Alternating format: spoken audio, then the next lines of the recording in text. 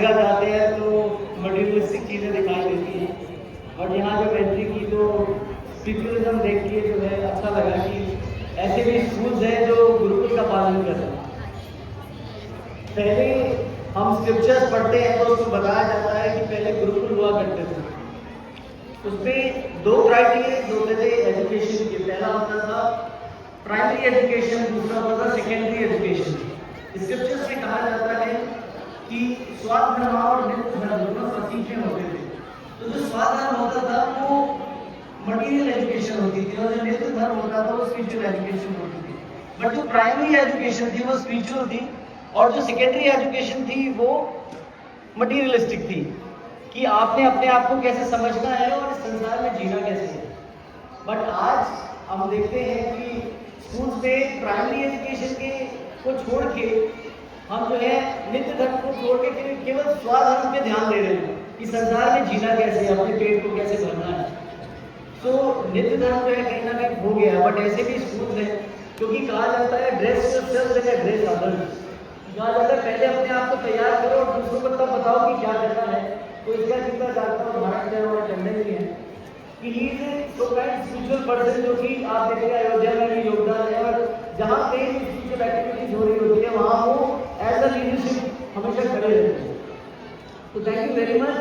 हमें धन्यवाद देना चाहिए आपको कि आप वो कार्य कर रहे हो जो पूरे संसार को करना है, बट भगवान भी कुछ चुने हुए लोगों को ही ये कार्य देते हैं। तो you are very fortunate to have this. साथ ही में बच्चों के लिए एजुकेशन है विच इज वेरी इंपॉर्टेंट। तो चार चीजें हमें जीवन में ध्यान देनी चाहिए विच इज वेरी इंपॉर्टेंट। हमने अभी तक ABCD हमने सीखी है, B for ball, C for cat and D for dog. आज एक ABCD आपको बताने जा रहा हूं, बट सिर्फ मैं आपको 4 अल्फाबेट्स से बताऊंगा। A for association. शास्त्रों में कहा गया है साधु संग सर्व शास्त्र कहे, लव मात्र साधु संग सर्वसिद्धि हो। कि साधु संग मतलब education with the leadership people, कि जो साधु संग मतलब जो अच्छा व्यक्ति है उसका संग करना। Association is the most important part. A for association, कि आप थोड़ा सा भी किसी ऐसे व्यक्ति के साथ एसोसिएट करेंगे जो आपको मॉरल एजुकेशन दे रहा है, जो आपको वाकई में शिक्षाएं प्रदान कर रहा है, जो आपके नॉलेज प्लेटफॉर्म को इंक्रीज कर रहा है, उनके साथ एसोसिएट करना। B means books, holy scriptures और अपनी एजुकेशन बुक्स दोनों को बड़े ध्यान से पढ़ना चाहिए। जो होली स्क्रिप्चर्स हैं वो आपकी कॉन्शियसनेस को बिल्ड करते हैं, और जो आपकी एजुकेशन बुक्स हैं वो आपके मटीरियल वर्ल्ड में कैसे आपको सर्वाइव करना है उसमें आपको बिल्ड करती हैं। तो बुक्स तो सबसे ज़्यादा इंपॉर्टेंट देना है। हम देखते हैं सारे धर्मों में बुक्स को सबसे ज़्यादा महत्व दिया गया है। कहा जाता है ये स्क्रिप्चर्स है which is the education given by supreme Lord. C, what is C? C for cat? No. C for chanting of the holy name of Lord. कहते हैं सतयुग द्वापर कलयुग है ना, सतयुग द्वापर त्रेता कलयुग। यहाँ सबसे बलवान कौन है? बलवान है नाम। भगवान और भगवान के नाम में कोई डिफरेंस नहीं है। तो कहा जाता है अगर आप कोई जीवन में काम करते हैं तो अपना ग्रैटिट्यूड आपको भगवान को देना चाहिए। You are taking the holy name of God, it means you are giving gratitude towards your God. तो कहते हैं ज्ञान अगर अधिक हो जाए तो अहंकार को बढ़ावा देता है, वही ज्ञान अगर भगवान को अर्पित हो जाए तो अच्छे वैष्णव का निर्माण करता है। तो ये बहुत जरूरी है read your Holi scripture, chant of the holy name of God, chant always Hare Krishna, chant always Ram, जय श्री राम, जय श्री राम, जय श्री राम।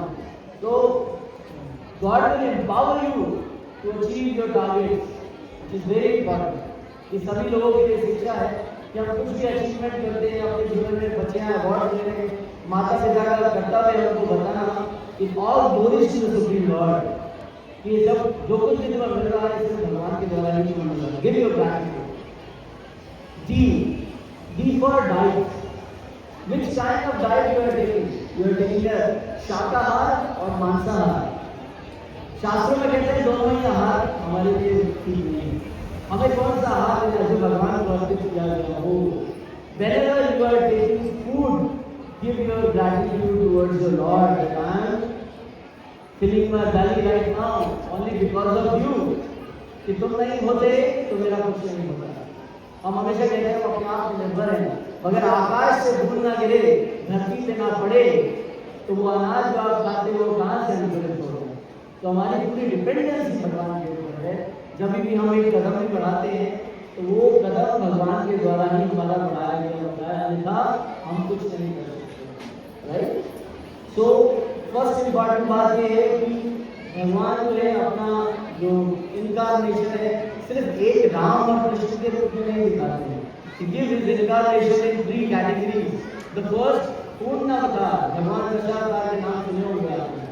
उसके बाद आते हैं अपने गुणा अवतार के रूप में, जितने भी देवी देवता हैं भगवान के गुणा अवतार। उसके बाद आते हैं अंश अवतार, जो भी आपको भगवान के नजदीक ले जाते हैं, जो भी गुरुजन हैं और जितने भी टीचर्स हैं, जितने भी एजुकेटर्स हैं जो आपको भगवान के समीप ले जाते हैं, दे ऑल आर अंश अवतार ऑफ लॉर्ड श्री कृष्णा।